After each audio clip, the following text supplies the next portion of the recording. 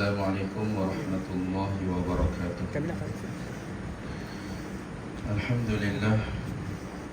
Alhamdulillahi rabbil alamin.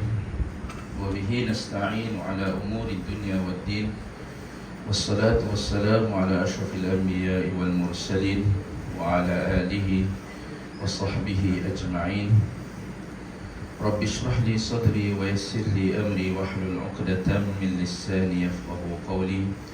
Subhanaka la ilma lana illa ma 'allamtana innaka antal alimul hakim. Wa la hawla wa la quwwata illa billahil aliyyil 'azim. Qala Allah subhanahu wa ta'ala fi kitabihil karim ba'da a'udzu billahi minasy syaithanir rajim. Bismillahirrahmanirrahim. وَالَّذِينَ جَاهَدُوا فِينَا لَنَهْدِيَنَّهُمْ سُبُلَنَا وَإِنَّ اللَّهَ لَمَعَ الْمُحْسِنِينَ وَقَالَ إِنَّ الَّذِينَ قَالُوا رَبُّنَا اللَّهُ ثُمَّ اسْتَقَامُوا تَتَنَزَّلُ عَلَيْهِمُ الْمَلَائِكَةُ أَلَّا تَخَافُوا وَلَا تَحْزَنُوا وَأَبْشِرُوا بِالْجَنَّةِ الَّتِي كُنتُمْ تُوعَدُونَ وقال النبي صلى الله عليه وسلم من رأى منكم منكرا فليغيره بيده فإن لم يستطع فبلسانه فإن لم يستطع فبقلبه وذلك أضعف الإيمان وقال الراحمون يرحمهم الرحمن تبارك وتعالى ارحموا من في الأرض يرحمكم من في السماء أو كما قال عليه الصلاة والسلام صدق الله العظيم وصدق رسوله النبي الكريم ونحن على ذلك من الشاهدين. Alhamdulillah, bersyukur kita pada Allah Subhanahu wa taala ya, pada hari yang penuh dengan keberkatan hari ini ya, pada malam ya 12 Rabiul Awal sebenarnya bertepatan malam ni. Alhamdulillah, saya pun tak plan pun nak cadang mulakan hari ni, tapi Allah takdirkan bertepatan juga ya. Alhamdulillah, bersyukur pada Allah Subhanahu wa taala. Allah pilih kita sama-sama dapat hadir ke rumah Allah Subhanahu wa taala mengerjakan fardu maghrib secara berjemaah.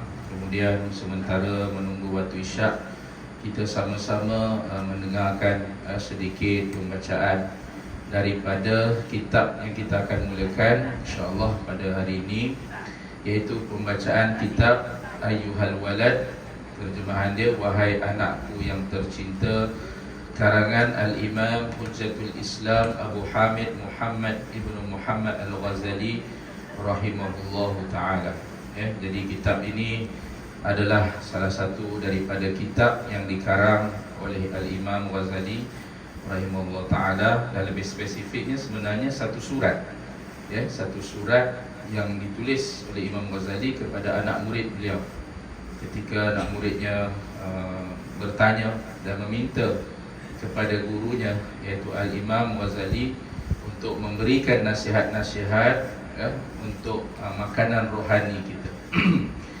Maka kitab ini telah diterjemahkan ya, dengan penuh rasa tinggi, iaitu yang diterjemahkan oleh Al-Ustaz Al-Syekh Abu Ali Al-Banjari Al-Nadwi Al-Maliki, iaitu Syekh Ahmad Fahmi bin Zamzam rahimahullahu ta'ala ya. Semoga Allah Subhanahu wa ta'ala memberkati mereka berdua.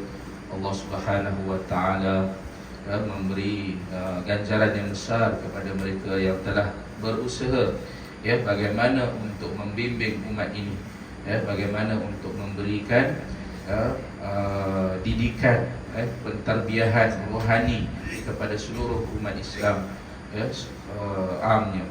Jadi kitab ini telah diterjemahkan oleh beliau Syekh Ahmad Fahmi Zamzam rahimahullahu ta'ala. Jadi tuan-tuan dimuliakan oleh Allah Subhanahu wa ta'ala, tajuk kitab kita ni berkenaan dengan ilmu tasawuf lah ya. Jadi penting ilmu tasawuf ini seperti mana pentingnya ilmu ya fiqh, seperti mana pentingnya ilmu tauhid. Maka tak sempurna ya, pembelajaran kita takkan sempurna hakikat perhambaan kita kalau ya, pembelajaran kita tadi tidak disertakan dengan ilmu tasawuf ya. Maka ianya sebagai satu penyempurnaan kepada ilmu-ilmu yang kita belajar. Kata Nabi SAW, khairul quruni qarni thumma alladhina yalunahum thumma alladhina yalunahum. Sebaik-baik kurun adalah kurun aku, kemudian yang menyusuli mereka itu, kemudian yang menyusuli mereka itu. Maka ulama membahaskan kurun terbaik, kenapakah kurun sahabat Nabi sallallahu alaihi wasallam, di mana kurun tersebut Nabi sallallahu alaihi wasallam bersama-sama dengan mereka. Maka bila dikaji, ulama bagi tahu ada 3 amalan yang ada dalam diri, yang ada dibuat di dalam diri para sahabat Nabi sallallahu alaihi wasallam. Ialah pertama dakwah. Pertama adalah dakwah. Kedua adalah ta'lim, dan yang ketiga adalah tazkiyah. Jadi tiga amalan ini bila ada dalam diri kita sebagai umat Nabi Muhammad sallallahu alaihi wasallam, maka kita akan jadi terbaik. Terbaik, khairul qurun, terbaik, kurun yang terbaik. Bila mana kita mengusahakan atas dakwah, iaitu bagaimana tauhid kita betul pada Allah Subhanahu Wa Taala, keimanan kita kepada Allah Subhanahu Wa Taala tidak bercampur baur dengan unsur-unsur syirik, tidak ada langsung keraguan, syak, wasangka, tidak ada zon, tidak ada waham dalam tauhid kita kepada Allah Subhanahu Wa Taala. Dan begitu juga fardu ain kita, iaitu kita panggil ta'lim. Bagaimana baginda Nabi sallallahu alaihi wasallam menerangkan pada sahabat-sahabat Nabi sallallahu alaihi wasallam pembelajaran berkenaan dengan fiqh, macam mana kaedah, bagaimana solat, bagaimana puasa, bagaimana zakat, haji, bagaimana munakahat, bagaimana ibadah kita ni semua diterima oleh Allah Subhanahu Wa Taala, muamalat kita, maka semua ini termasuk dalam ta'lim. Dan yang terakhir ialah tazkiyah, iaitu pembersihan jiwa kita daripada segala perkara-perkara yang menghalang kita jadi seorang daripada hamba Allah Subhanahu Wa Taala. Maka tentang melakukan oleh Allah Subhanahu Wa Taala, perkara inilah penting, sebab pembersihan jiwa, usaha atas keimanan kita, tauhid kita, fiqh kita, pembelajaran kita ni adalah seumur hidup, sehinggalah kita balik berjumpa dengan Allah Subhanahu Wa Taala. Dia bukannya sampai satu masa, saya dah saya sudah tamat, saya sudah habis. Tak. Walaupun orang yang bercakap, dia pun belum habis sebenarnya, kerana pembelajaran itu berterusan dalam seluruh kehidupan kita, terutamanya dalam ilmu tazkiyah ini. Bagaimana step, peringkat demi peringkat Allah Ta'ala berikan. Bagaimana Allah Subhanahu Wa Taala memberikan kepada baginda Nabi SAW pun sama juga, peringkat demi peringkat, menyediakan baginda Nabi SAW sebelum dilantik menjadi Rasul ketika umur 40 tahun. Jadi begitu juga kita sebagai umat Nabi Muhammad SAW ini, akhirnya kita akan balik berjumpa Allah Subhanahu Wa Taala dalam keadaan kita bersih. Illa man atallaha biqalbin salim. Orang yang, melainkan orang yang datang kepada Allah Subhanahu Wa Taala dengan hati yang sejahtera kepada Allah Subhanahu Wa Taala. Baik. Jadi hari ini kita mulakan muqaddimah yang telah ditulis oleh Syekh Ahmad Fahmi Zamzam rahimahullah taala, sedikit penerangan berkenaan dengan penulisan, penterjemahan kitab ini. Baik, qala al-musannif rahimahullah taala wa nafa'ana bi ulumihi fid dharain amin. Muqaddimah, penterjemah. Kitab ni semua belum beli Oh, belum lagi nanti kita cubalah akan dapatkan ni dalam bahasa Melayu insya-Allah, bukan bahasa Arab. Jadi mudah insya-Allah. Baik. Bismillahirrahmanirrahim. Alhamdulillahirabbil alamin. Wassalatu wassalamu ala sayyidina Muhammadin wa ala alihi wa sahbihi ajma'in.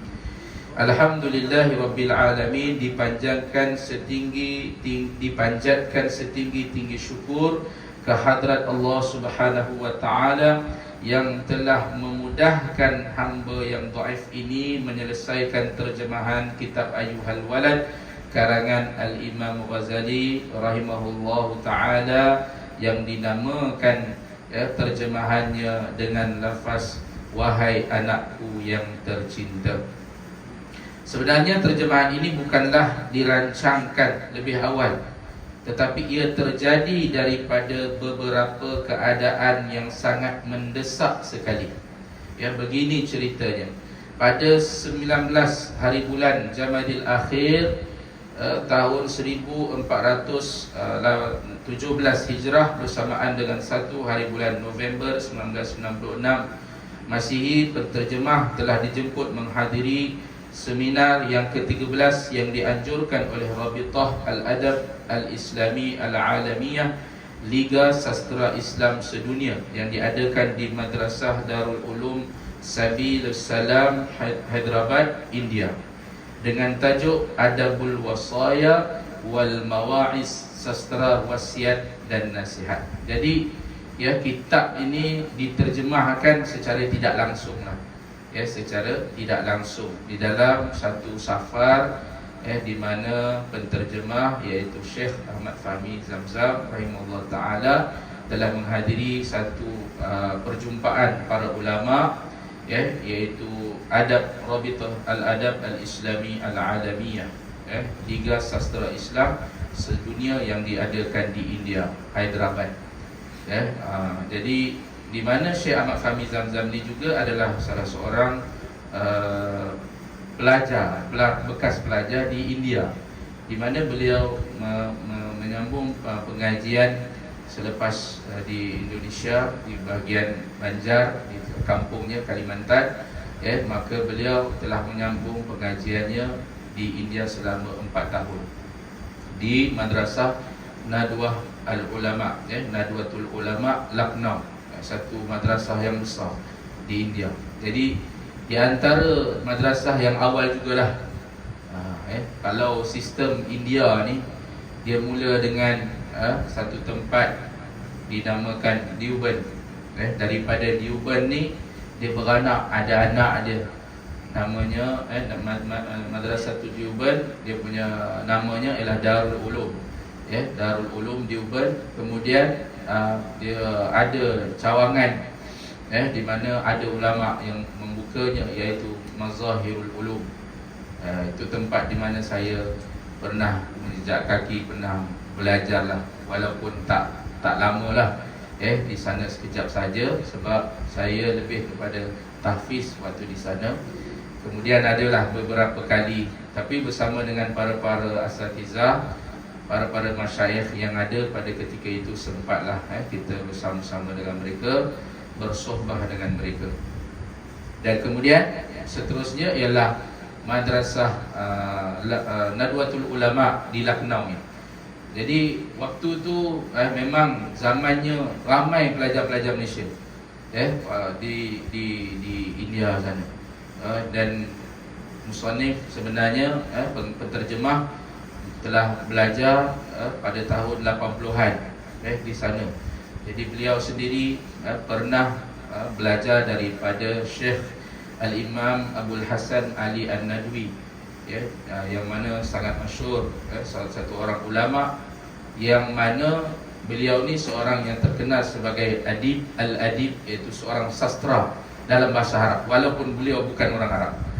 Beliau itu India, tetapi keturunan Said lah, keturunan Said, tetapi bagaimana orang Arab sendiri tunduk dan terpaksa akut bagaimana ilmu bahasa Arabnya lebih mahir daripada orang Arab. Begitu hebat sekali Imam Abdul Hasan Ali An-Nadwi. Jadi Syekh Ahmad Fahmi Zamzam menuntut ilmu daripada beliau, dan sempat sezaman dengan beliau, kerana Imam Abu Hasan meninggal pada tahun 1995-96 gitu. Baik, itu serba sedikit waktu tu beliau berada di sana dan safar beliau di India sana. Dan oleh kerana kesibukan yang sangat banyak, penterjemah tidak sempat menyiapkan kertas kerja yang diharapkan, walaupun telah ada satu niat untuk menulis kertas kerja yang bertajuk Adabul Mawa'iz lil Imam Al-Ghazali rahimahullah ta'ala min khilali kitabihi Ayyuhal Walad. Artinya sastra nasihat Imam Ghazali rahimahullah ta'ala berdasarkan pada kitab beliau yang bertajuk Ayyuhal Walad, wahai anakku yang tercinta. Dan oleh kerana ada niat untuk menulis kertas kerja itu, maka penterjemah pun membawa kitab Ayyuhal Walad tersebut sebagai bahan rujukan dalam perjalanan ke India. Baik, jadi beliau bawa sendiri kitab itu sendiri dalam bahasa Arab, kemudian beliau telah menjadikan sebagai satu rujukan sepanjang beliau berada di sana. Dan disebabkan desakan daripada pihak penganjur, maka alhamdulillah kertas kerja yang diniatkan itu dapat diselesaikan dan dibentangkan dalam seminar tersebut. Ketika kertas kerja itu dibentangkan, nampak jelas kesan yang sangat baik di kalangan para peserta seminar. Maka terlintaslah di hati penterjemah untuk menterjemahkan kitab ini supaya isi dan kandungannya dapat diketahui dan dihadamkan dalam bentuk yang lebih luas lagi. Kita tahu, ya tuan-tuan, bagaimana Al-Imam Ghazali seorang ahlullah, seorang yang kita jadikan sebagai rujukan kita di dalam ilmu tasawuf ini. Ya, selain daripada Imam Junaid Al-Baghdadi, ya, kita punya ilmu tasawuf kita adalah mengikut acuan yang telah diajar oleh Al-Imam Ghazali rahimahullahu ta'ala. Jadi penting, kerana bukannya kita boleh faham-faham sendiri, kerana ilmu itu adalah ilmu yang dipelajari, perlu. Ada orang boleh dapat, dia boleh dapat juga ilmu laduni ini, dipanggil, Allah maksudnya tak ingat satu istilah, saya ingat satu istilah tersebut, dipanggil, di mana seseorang itu boleh mendapat ilmu tasawuf ini, iaitu penghampiran kepada Allah Subhanahu Wa Taala tanpa mempelajari selok-belok di dalam tasawuf. Itu kurniaan Allah Subhanahu Wa Taala. Tetapi ilmu fardu ain semua kena selesai dululah, tuan-tuan. Maksudnya benda tu dipelajari. Ilmu tasawuf ini adalah ilmu di mana keningkatan dalaman kita, kerohanian kita. Jadi kadang-kadang orang tu dia hampirkan diri kepada Allah Ta'ala, tapi dia akan melalui langkah-langkah dia. Dan di mana langkah-langkah tadi ada keadaan dia ditipu, ada keadaan syaitan akan datang, lalu membisikkan bisikan-bisikan di dalam hati dia, kamu ni dah sampai tahap, kamu ni dah jadi wali, kamu tengok macam mana doa kamu dah diterima oleh Allah Ta'ala, sekejap aja diterima, ini tanda kamu dah wali. Jadi bisikan-bisikan ni yang menyebabkan ramai orang tertipu, ramai orang terpedaya dengan bisikan-bisikan syaitan ni. Maka sebab itu penting untuk kita mempelajari ilmu ini melalui guru kita, melalui guru-guru kita. Baik. Maka alhamdulillah terjemahan kitab Ayyuhal Walad ini dapat dimulakan dalam kereta api yang bernama Hadrat Nizamuddin, yang membawa penterjemah daripada Hyderabad ke bandar Lucknow, Uttar Pradesh, tempat beliau belajar. Jadi dalam tempoh daripada Hyderabad ke Lucknow mungkin memakan masa 1 hari, lebih kurang, ataupun 2 hari, maka iaitu pada malam Isnin telah dimulakan penulisan ini 21 Jamadil Akhir 1417 Hijrah bersamaan dengan 3 November 1996 Masihi. Selain daripada di dalam kereta api, terjemahan ini sempat juga ditulis di Lucknow, di Banaras dan di Delhi.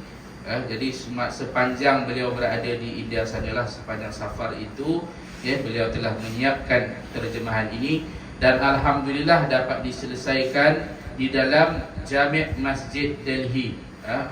Satu masjid yang masyhur di India sana. Kalau kita pergi di Bandar Delhi, maka ada satu masjid lama, masjid kebanggaan orang-orang India, Masjid Jami', di mana begitu besar yang kita panggil sebagai Masjid Jami', masjid yang berwarna merah, kerana dibina daripada batu marmar, batunya yang berwarna merah di zaman kegemilangan Islam Mongol, kerajaan Mughal daripada dinasti Shah Jahan dan sebagainya.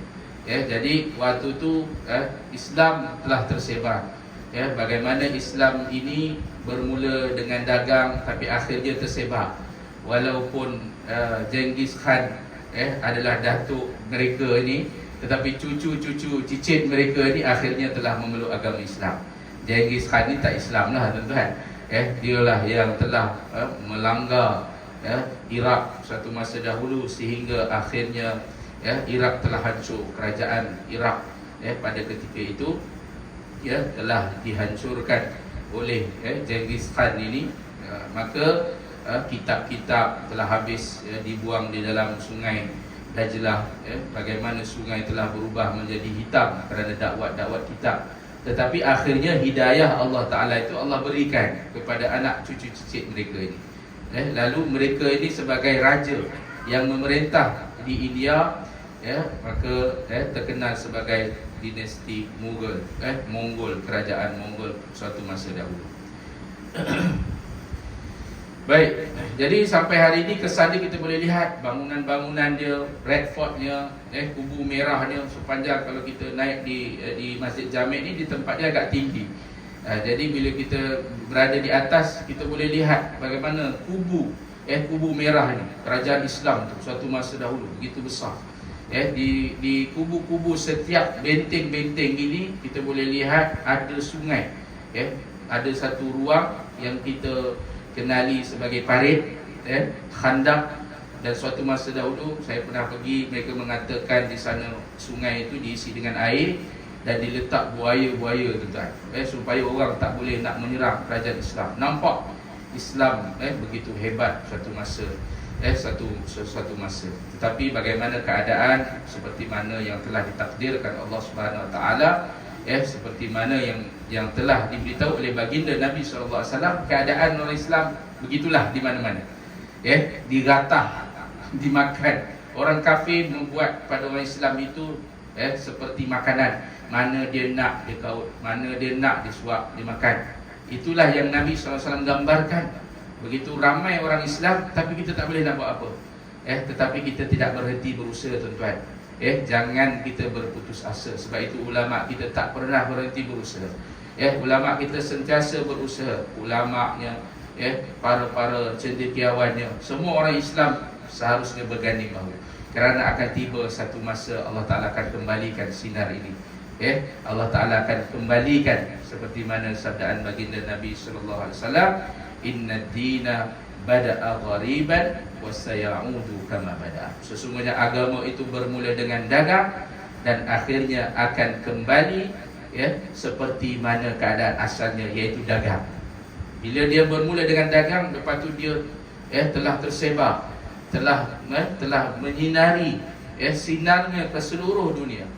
Pada zaman Sayyidina Umar radhiyallahu ta'ala anhu, di bawah pemerintahan Sayyidina Umar, suku dunia ni diperintah oleh Sayyidina Umar radhiyallahu anhu. Bagaimana kerajaan demi kerajaan Abbasiyah, kerajaan Umayyah, kerajaan Utsmaniyah, Allah Ta'ala masih mengekalkan dunia ni, Islam masih lagi tersebar. Allah Ta'ala memilih kerajaan-kerajaan ini untuk menjadi penyebab gerakan-gerakan Islam itu terus tersebar. Bukanlah kita kata hari ini Islam tak tersebar, bahkan tersebar juga. Kerana itu takdir Allah Subhanahu Wa Taala. Walaupun disekat, walaupun dihalang, walaupun kita lihat orang kafir membuat bermacam-macam tipu daya, mereka menyekat Islam itu sendiri. Islamofobia, ditimbulkan berbagai-bagai perkara-perkara sentimen, berbagai isu yang dia nak menyekat Islam. Tapi kalaulah Allah mengkehendaki Islam itu tersebar, maka dia tetap tersebar. Itu janji Allah Subhanahu Wa Taala. Dan pasti suatu hari nanti agama ini terus akan tersebar dan akan naik kembali seperti zaman kegemilangannya, zaman baginda Nabi sallallahu alaihi wasallam. Baik, tuan-tuan dimuliakan oleh Allah Subhanahu Wa Taala, kitab Ayyuhal Walad atau juga dinamakan Risalah Al-Waladiyah adalah ditulis oleh Al-Imam Ghazali rahimahullah ta'ala dalam bahasa Parsi. Jadi dia tulis kitab asal dalam bahasa Parsi. Imam Ghazali berasal daripada Khurasan. Jadi beliau bukan orang Arab. Beliau adalah orang Ajam. Tetapi kita lihat bagaimana orang walaupun dia ajam, tetapi bila mana berusaha menghampirkan diri kepada Allah Subhanahu Wa Taala, Allah Taala pilih dia. Allah pilih daripada keturunan dia. Allah pilih bagaimana ilmunya masih digunakan sehingga hari ini. Kita mengambil manfaat banyak daripada kitab-kitab beliau. Di antaranya Ihya Ulumuddin. Di antaranya karangan terakhirnya adalah Minhajul Abidin. Ditamlikan oleh Allah Subhanahu Wa Taala. Beliau adalah namanya Muhammad bin Ahmad Al-Ghazali At-Tusi, yang dikenali sebagai dengan kunyah Abu Hamid dan diberi lakab dengan Hujjatul Islam. Tengok nama dia sendiri, kita dah kagum dah tuan. Muhammad bin Ahmad, subhanallah. Semuanya menunjukkan bagaimana Allah Subhanahu Wa Taala melahirkan beliau daripada susul galur orang yang sangat mencintai baginda Nabi sallallahu alaihi wasallam. Daripada datuk dia, daripada moyangnya yang bernama Ahmad. Sangat mencintai baginda Nabi Muhammad sallallahu alaihi wasallam sehingga nama yang dia letak adalah Muhammad. Tak ada nama lain. Muhammad juga. Hanya Muhammad tuan-tuan. Hanya Muhammad. Kalau kita hari ini banyak 1, 2, 3, hari ini dah sampai 5 tuan-tuan. Tak tahu akan datang berapa punya panjang nama anak-anak kita nanti kan. Anak saya pun 3. Jadi tapi orang dulu Muhammad, Ahmad. Ini nama yang mana terpuji, nama yang disanjungi, nama yang sangat hebat tuan-tuan. Nama yang mana walaupun orang mengata macam-macam tapi tak kena tuan-tuan. Sebab namanya Muhammad, namanya terpuji. Tak kena lah. Kenapa kamu ni teruk sangat wahai terpuji? Tak kena tuan-tuan. Ayat tu tak kena. Itulah hebatnya nama Muhammad ini. Bagaimana nama ini dipelihara, Allah Ta'ala tak mengilhamkan kepada mana-mana orang pun sebelum kedatangan baginda Nabi SAW. Dan pada hari baginda dilahirkan 12 Rabiul Awal tersebut, Allah mengilhamkan kepada datuknya Abdul Muttalib melalui mimpinya, yang mana mimpi yang sama dilalui oleh ibunya Siti Aminah, iaitu untuk memberi nama dengan nama Muhammad ini, ataupun Ahmad. Dalam mimpi tersebut mengatakannya Ahmad, tetapi apabila dimusyaratkan kembali dan dibincang kembali, maka telah dipilih dengan nama Muhammad. Maka ditampilkan oleh Allah Subhanahu Wa Taala, ini nama beliau, iaitu Imam Ghazali rahimahullah taala At-Tusi. Dilahirkan Al-Imam Ghazali pada tahun 450 Hijrah di Bandar Tus, daripada negeri Khurasan. Daripada Khurasan. Baik. Jadi kita tahu bagaimana beliau ini seorang yang alim, tidak lain tidak bukan kerana terdidik daripada keluarga yang sangat cintakan ilmu. Ayahnya walaupun bukan seorang alim, ayahnya Muhammad tetap mencintai ilmu. Nak dapat anak yang alim tuan-tuan, kita ni kenalah cinta pada ilmu. Kena cinta orang alim. Orang yang tidak cinta ilmu, anak dia takkan jadi orang alim tuan-tuan. Orang yang mana membenci ilmu, membenci para alim ulama, Allah Ta'ala tak akan pilih zuriatnya menjadi orang alim. Tetapi Al-Imam Ghazali ini, ayahnya Muhammad ini, bila mana hadir di dalam kuliah-kuliah, datang para masyayikh yang menerangkan tentang fiqah, maka ayahnya berdoa, ya Allah, kau lahirkanlah pada zuriatku ini orang yang akan menjadi alim, yang alim dalam bidang fiqah. Kemudian bila datang orang mengajar ilmu tasawuf, maka ayah beliau ini telah mendoakan, ya Allah, kau lahirkan daripada zuriat aku ni orang yang alim, yang betul-betul alim dalam bidang ilmu tasawuf. Maka doa ayah ni luar biasa, maka telah diterima oleh Allah Subhanahu Wa Taala. Anaknya nama Muhammad, adiknya nama Ahmad. Nama adik Imam Ghazali namanya Imam Ahmad. Imam Ahmad ni mahir dalam bidang fiqah, terkedepan dalam bidang fiqah. Abangnya lebih mahir dalam bidang tasawuf tuan-tuan. Tetapi tidaklah menunjukkan abangnya langsung tak tahu fiqah tuan-tuan. Tak. Bahkan mahir kedua-duanya. Ada kisah dia tuan-tuan. Ada kisah di waktu malam kedua-duanya sembahyang tahajud. Tetapi bagaimana Allah Ta'ala berikan kepada kedua-dua ni luar biasa ilmu. Di dalam solat tadi, adiknya telah terfikir tentang satu masalah fiqah, Dan Allah Ta'ala mengilhamkan masalah tersebut diselesaikan dalam solat tadi. Masalah haid tu lah, dalam isu tentang haid.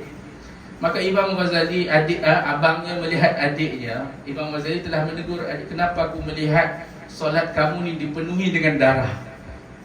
Maknanya Allah bagikan kasyaf kepada abangnya dapat melihat solat adiknya tadi dipenuhi dengan darah. Tapi Allah telah selesaikan masalah tadi, masalah fiqah itu di dalam melalui solat adiknya.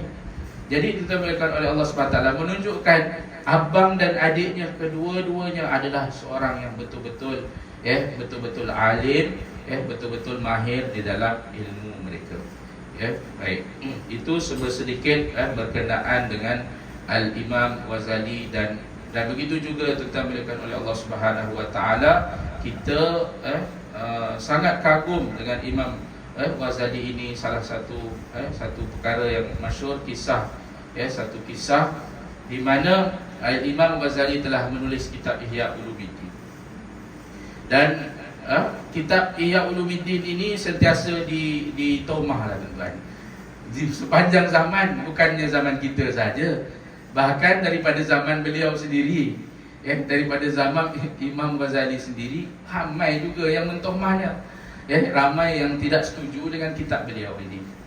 Maka ditetapkan oleh Allah Subhanahu Wa Taala satu orang, iaitu Imam Abdul Hasan Asyazili rahimahullah ta'ala, telah mendengar daripada gurunya, dan mana gurunya telah menceritakan ada ulama sezaman dengan beliau ini, sezaman dengan guru beliau ini, telah mentohmah kitab Ihya Ulumuddin, telah mengatakan sesuatu perkara yang tidak baik kepada Imam Ghazali, dan telah mengatakan perkara yang tidak betul berkenaan dengan kitab beliau. Jadi ditetapkan oleh Allah Subhanahu Wa Taala, akhirnya orang yang tuhmah ini telah bermimpi berjumpa dengan baginda Nabi sallallahu alaihi wasallam, dan berjumpa dengan Imam Ghazali dalam mimpi tersebut. Bersama dengan baginda Nabi sallallahu alaihi wasallam adanya Sayyidina Umar, adanya Sayyidina Abu Bakar radhiyallahu taala anhuma. Maka perkara ini telah dibawa, telah diceritakan, dan Imam Ghazali telah bawa orang ni, pemuda ini, dalam mimpi beliau. Imam Ghazali tarik tangan dia dan bawa dia berjumpa dengan Nabi SAW, lalu mengadu kepada Nabi SAW, ya Rasulullah, fulan ini telah mengatakan sesuatu berkenaan dengan aku, menulis sesuatu perkara yang tidak sabit benda ini daripada Tuhan, ya Rasulullah. Maknanya Imam Ghazali telah mengadu kepada Nabi SAW berkenaan dengan fulan ni telah mengata sesuatu kepada beliau. Maka iaitu berkenaan dengan kitab Ihya Ulumuddin ini. Dalam mimpi tersebut, Nabi SAW telah minta kitab ini. Maka kitab ini telah diberikan oleh Al-Imam Ghazali rahimahullah ta'ala kepada baginda Nabi SAW, dan Nabi telah membilik helaian demi helaian daripada kitab Ihya Ulumuddin ini. Dan kemudian baginda Nabi SAW telah selesai melihat, dan baginda Nabi SAW telah setuju dan tidak mengatakan apa-apa berkenaan dengan kitab dia. Maka Sayyidina Abu Bakar yang ada pada ketika itu ingin melihat kitab yang sama. Maka ditetapkan oleh Allah Subhanahu Wa Taala, maka Nabi SAW telah menyerahkan kitab itu kepada Sayyidina Abu Bakar, dan Sayyidina Abu Bakar telah membelik kitab ini, dan Sayyidina Abu Bakar telah mengatakan apa yang dikarang oleh Imam Ghazali ini adalah perkara yang benar, tidak ada perkara yang bertentangan dengan apa yang dibawa oleh baginda Nabi SAW. Kemudian diserahkan juga kepada Sayyidina Umar, maka Sayyidina Umar juga telah mengatakan perkara tersebut. Maka Imam Ghazali rahimahullah telah berkata kepada Nabi SAW, ya Rasulullah, oleh itu saya menyerahkan dia ni, fulan ni, kepada Tuan, untuk Tuan kan jalankan apa-apa hukuman pada dia yang mana telah mentohmah saya, telah membuat sesuatu pada saya.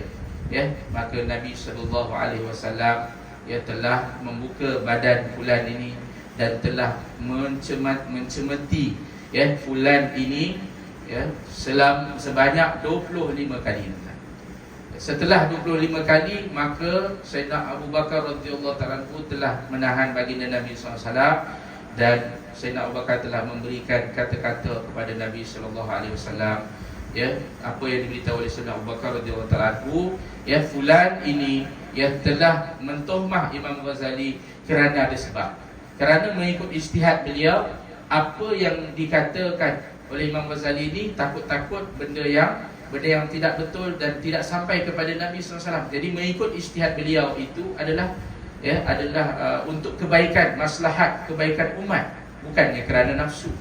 Ya, maka Sayyidina Abu Bakar dengan syafaat Sayyidina Abu Bakar radhiyallahu anhu, baginda Nabi SAW telah berhenti, ya, daripada memukul fulan ini, dan kemudian fulan ini telah terjaga daripada tidur dan didapati ada kesan, ya, daripada pukulan baginda Nabi SAW. Ya, maka Imam Abu Hasan Asyazili yang menceritakan kisah ini bagi tahu, demi Allah, ketika wafatnya fulan ini, meninggalnya fulan ini, memang kesan itu masih didapati pada badan. Jadi itu ditampilkan oleh Allah Subhanahu Wa Taala. Ini mimpi. Kalau orang Wahabi dengar ini memang kena tembak ni tuan-tuan. Pastilah. Tapi saya ambil perkara ni dalam kitab Minhajul Abidin, ada ditulis oleh anak kepada